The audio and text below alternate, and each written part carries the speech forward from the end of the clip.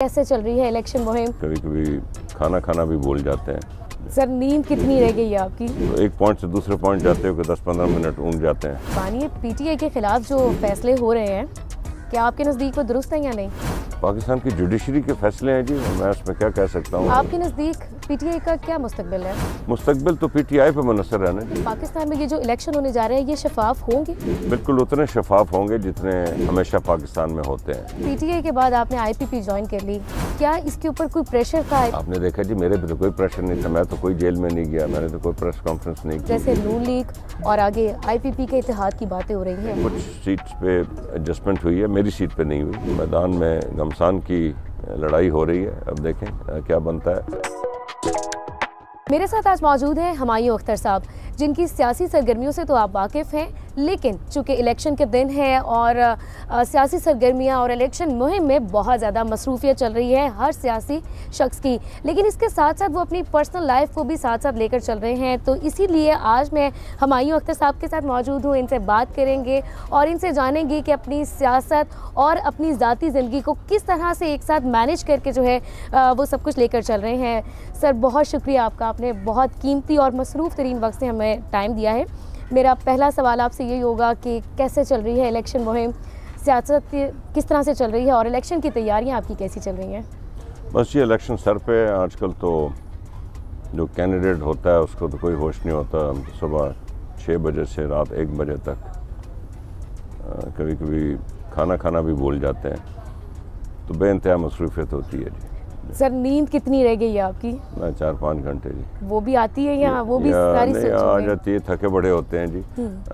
लेकिन फिर बीच में, क्योंकि ये देहाती इलाका है, इसमें मेरा हल्का 75 किलोमीटर लंबा है, तो एक पॉइंट से दूसरे पॉइंट जाते हो कि 10-15 मिनट ऊँग जाते हैं। सर मुझे बताइएगा, हल्के के लोगों के साथ जो है आपकी वाबस्तगी कैसी चल रही है, उनके साथ बातचीत, क्योंकि तांदियावाला में आपका इलेक्शन पहली दफ़ा होने जा रहा है, लाहौर से डायरेक्टली आप तांदियावाला आए हैं, तो यहाँ पर कितना फ़र्क है आपको नज़र आ रहा है?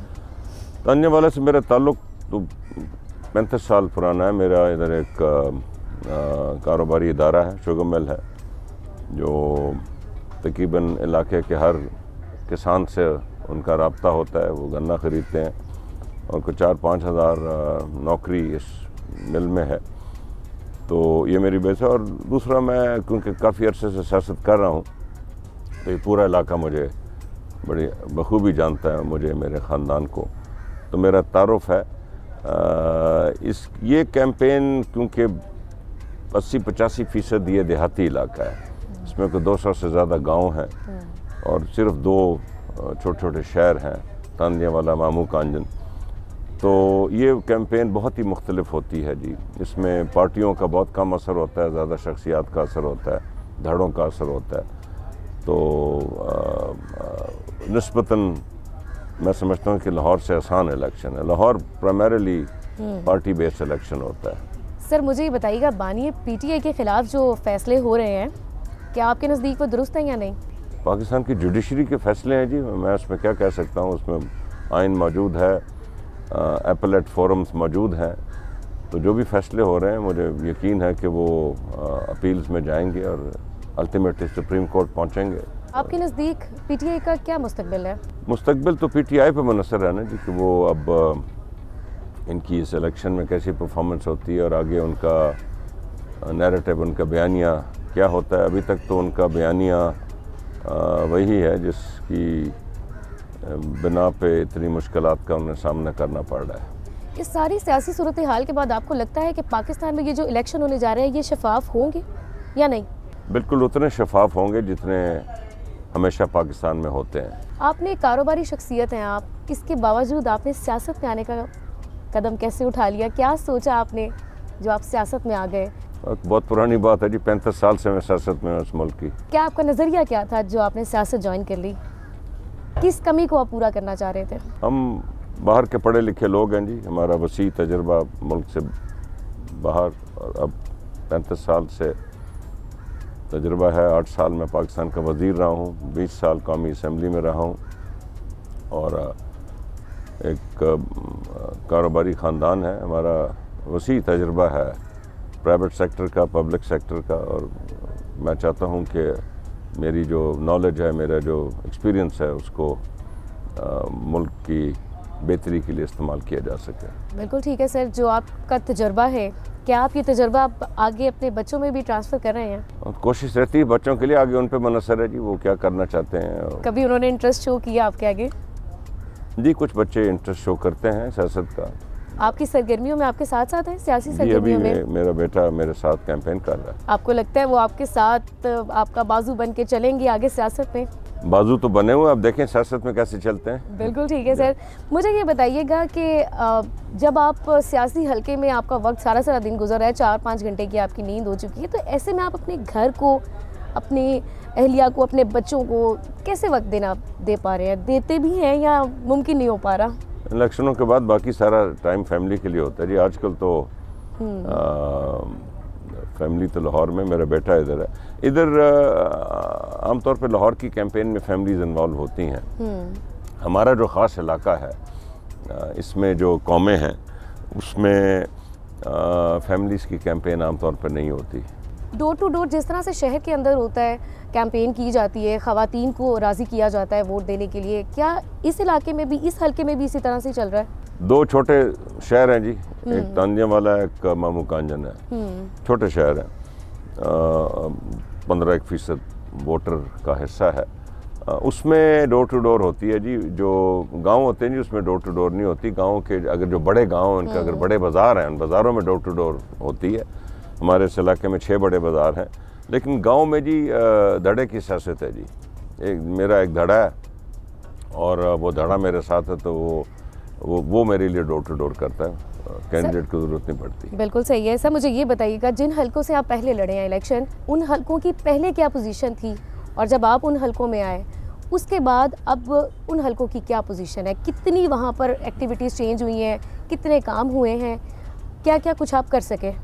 मेरा ट्रैक रिकॉर्ड ये है जी कि लोग लाहौर को समझते हैं कि बहुत ही डेवलप्ड एरिया है। लाहौर में कुछ बहुत डेवलप्ड आबादियाँ हैं, लेकिन लाहौर की जो गिरद नवाह है वो बेइंतहा अंडर डेवलप्ड है, क्योंकि बेसिकली गांव 7 शहर के में आते रहते हैं और उनकी हालत एक आम पाकिस्तान गांव की तरह, कच्ची सड़कें, कच्ची नालियाँ, ना कुछ सीवरेज, ना बिजली प्रॉपरली, ना गैस।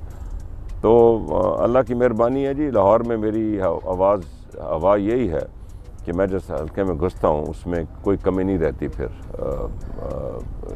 किसी भी एतबार से बेइंतहा डेवलपमेंट कराई है। और मेरा चैलेंज है पूरे पाकिस्तान को कि जाके ख़ुद चेक करें, हवा यही आएगी, आवाज़ यही आएगी कि तामीर और तरक्की में बेइंतहा मेहनत की जाती है। आपके इस सारे इलेक्शन के दौर में कौन सा दौर आपको लगता है कि ये सबसे बेहतरीन दौर था मेरा? बच्चे हर दौर में अच्छी चीज़ें होती हैं, कोई इतनी अच्छी नहीं होती। कुछ यादगार कुछ तो रह गया होगा दिल में कि ये बहुत ख़ास था, ये वक्त बड़ा ख़ास गुजरा मेरा? जी, मैंने जब एतजाज़ आसिम को हराया था 1993 में, वो एक बड़ा मेरा भरपूर इलेक्शन था और एक बहुत बड़ी कामयाबी थी। बिल्कुल ठीक है सर। आपकी इंस्पायरेशन कौन है? मेरे वालिद। अपने वालिद के साथ आपकी कौन सी याद बहुत खूबसूरत है, कोई आदत जो आपने अडॉप्ट कर ली हो? मैं तकरीबन मुकम्मल उनकी तरह का हूँ। कुछ ऐसा बाकी है जो आप उनको कॉपी नहीं कर सके, या उनकी कोई आदत ऐसी अभी भी बाकी है जो आज भी आप कोशिश कर रहे हैं कि काश ये काम मैं अपने वालिद की तरह कर जाऊँ? कोशिश जारी रहती है जी, इंसान की कोशिश। ऑब्वियसली मैं अपने वालिद की लेवल तक तो नहीं पहुँच सका। वो पाकिस्तान के एक नामवर जर्नैल थे और उन्होंने अफ़गान का जहाद लड़ा और दुनिया का नक्शा बदल दिया। उन तक तो मैं पहुंच नहीं सकूंगा, लेकिन मैं जदोजहद जारी रखता हूं। बिल्कुल ठीक है। ये आपका कोई आबाई इलाका भी है या सिर्फ कारोबारी लिहाज से आप यहाँ पर हैं? आबाई जी, हमारा ख़ानदान ये जलंधर के इलाकों से मूव किया था, पठानों की बस्तियाँ थीं, और फैसलाबाद में मूव किया था। फैसलाबाद शहर में मेरा नाना नानी दादी फैसलाबाद में दफन है। मेरा ननियाल ददयाल सारा फैसलाबाद में आबाद हुआ। तो वैसे तो हम महाजर हैं, लेकिन आबाई तौर पर फैसलाबाद में ही पार्टीशन के बाद आए। तकरीबन 7 इलेक्शन आपने लाहौर से लड़े हैं, क्यों यहीं से लड़ने का, दोबारा इलेक्शन लड़ने का फैसला किया आपने? इसकी इलाके की सियासत में, कॉन्स्टिट्यूंसी की सियासत में कुछ हालात ऐसे थे, जो इधर की कौमें हैं, बरादरी हैं, कि मैं समझता था कि अब एंट्री हो सकती है। दूसरा जी, मेरा प्रोबेबली इस पूरी तहसील का एक वाहिद सनती इदारा है जो काफ़ी बड़ा इदारा, मैंने कहा 5000 नौकरियाँ उस इदारे में हैं। इधर 76 साल से जितने MNAs आए हैं उन्होंने इतनी नौकरी नहीं दी होगी जो मेरा एक इदारा देता है। ये मेरी बुनियाद है। लेकिन मैंने जैसे बताया, मेरा इस इलाके के हर काश्तकार से पुश्तों से ताल्लुक़ है और मैं 5000 बंदे हायर करता हूँ और हमारी एक बड़ी अच्छी रेपुटेशन है, तो वो मेरी एक बेस बनती है इधर। सर, PTI के बाद आपने IPP ज्वाइन कर ली, क्या इसके ऊपर कोई प्रेशर था IPP ज्वाइन करने का या फिर आपका कोई ज़ाती फैसला था इसमें? आपने देखा जी, मेरे पे तो कोई प्रेशर नहीं था, मैं तो कोई जेल में नहीं गया, मैंने तो कोई प्रेस कॉन्फ्रेंस नहीं की। मैं तो ऑब्वियसली 9 मई के वाक़यात के बाद, मैं एक फ़ौजी शहीद का बेटा था, मेरे लिए मुमकिन नहीं था, तो मैंने डिस्कनेक्ट किया और उसके कई माह बाद जब इलेक्शन करीब आए तो मैंने फ़ैसला किया कि मैं IPP में सियासत करूँगा। बिल्कुल ठीक है। सर, अभी जो है आपका क्या मकसद है, अभी आपकी क्या आगे एम है कि आपने इस हल्के के लिए क्या क्या कुछ करना है, आपके इक़दामात में क्या क्या कुछ पाइपलाइन पे है? हल्के के लिए बहुत कुछ करने को है जी। मेरा पूरा एक प्रोग्राम बना हुआ है किसानों के लिए। बुनियादी तौर पे मैंने जैसे कहा, ये 85% ये एक रूरल का, किसानों का इलाका है और इंफ्रास्ट्रक्चर बहुत ही पसमानदा है। एक तो इंफ्रास्ट्रक्चर ठीक करना है जी, सड़कें ठीक करनी है, एजुकेशन फैसिलिटीज़ ठीक करनी है, गाँव में स्कूल पहुँचाने हैं, छोटे गांव में मिडिल तक लड़कों लड़कियों का, फिर बड़े गांव में हाई स्कूल, और कुछ ऐसे पॉइंट्स हैं जिसमें कॉलेज बनाने हैं, कुछ ऐसे पॉइंट्स हैं जिसके इर्द गिर्द 14-15 गांव होते हैं, उसमें भी कॉलेजेस बनाने हैं। सेहत का निज़ाम ठीक करना है, पहले यूनियन काउंसिल की सतह तक, फिर हर गांव तक पहुंचाना है। इधर निकासी का बहुत बड़े इश्यूज़ हैं गाँव में। ये तो बेसिक बुनियादी इंफ्रास्ट्रक्चर, बड़ी सड़कें टूटी हुई हैं, ख़राब हैं। एक्चुअली जी, ये पाकिस्तान की ज़रख़ेज़ तरीन तहसील है जी। इधर आपको एक चप्पा नज़र नहीं आएगा जो आबाद ना हुआ हो, लेकिन ये पाकिस्तान की पसमानदा तरीन तहसील भी है। इधर 76 साल से, 76 जब से पाकिस्तान आबाद हुआ, बल्कि पाकिस्तान आबाद होने से पहले इधर 2 ख़ानदान हैं जो MNA की सीट पे बारी बारी आए। इधर कोई तीसरा शख्स नहीं आ सका और ये पूरे इलाके का जो एक वेव है जिसमें कि वो अब क्योंकि इलाके की हालत इतनी पसमानदा है, वो चाहते हैं कि इसमें तब्दीली आए, तो हमने एक तब्दीली की जद्दोजहद शुरू की हुई है इस इलाके में, जिसमें हमें बहुत पजीराई मिल रही है। सर, मुझे ये बताइएगा, अब जैसे नून लीग और आगे IPP के इत्तेहाद की बातें हो रही हैं, आप इस इत्तेहाद को किस तरह से ले रहे हैं, कैसे देखते हैं इसको? देखिए, नून लीग और IPP में कुछ सीट्स पे एडजस्टमेंट हुई है, मेरी सीट पे नहीं हुई। मेरा बुनियादी इलेक्शन नून लीग और PTI के ख़िलाफ़ है। मैं और पीपल पार्टी भी इधर मौजूद है। इधर ये चारों पार्टियां हैं, इनका आपस में इलेक्शन हो रहा है और मैदान में घमसान की लड़ाई हो रही है। अब देखें क्या बनता है। अल्लाह की मेहरबानी है, हवा बहुत अच्छी है हमारे लिए। बिल्कुल ठीक है। मुझे ये बताइएगा, IPP की जानिब से एक नारा लगाया जा रहा है मुफ्त बिजली फराहम करने का। आपको लगता है कि इस नारे के ऊपर क्या ये वादा वफा हो सकेगा और क्या इस नारे को यकीनी बनाया जा सकेगा आगे? पाकिस्तान का जो बिजली का निज़ाम है, जब से 90 की दिहाई में ये IPPs आए हैं, तो उस वक्त तो ज़रूरत थी, लेकिन ये डिस्टॉर्ट हो गया है निज़ाम। वो थर्मल पावर बेस्ड सारी पावर जनरेशन आई और वो आपको पता है कि ऑयल महंगा हो गया, वो पास थ्रू आइटम होता है, बिजली बहुत महंगी हो गई। कुछ इसको पूरे स्ट्रक्चर को हमें ठीक करना है और उसमें हमें उम्मीद है कि हम निकाल सकेंगे निचले तबके के लिए ये रियायत। परवेज़ मुशर्रफ साहब के साथ आपका टाइम बहुत गुजरा है, इमरान खान साहब के साथ वक्त बड़ा गुजरा है। किसकी आपको एक्टिविटीज़, किसकी लीडरशिप आपको पसंद आई है, कौन सा वक्त आपको ज़्यादा बेहतर लगा है? वैसे पाकिस्तान के कुछ जो बेहतर वक्त गुजरे हैं उसमें से परवेज़ मुशर्रफ साहब का वक्त था। पाकिस्तान की इकॉनमी और खुशहाली बहुत थी पाकिस्तान में, और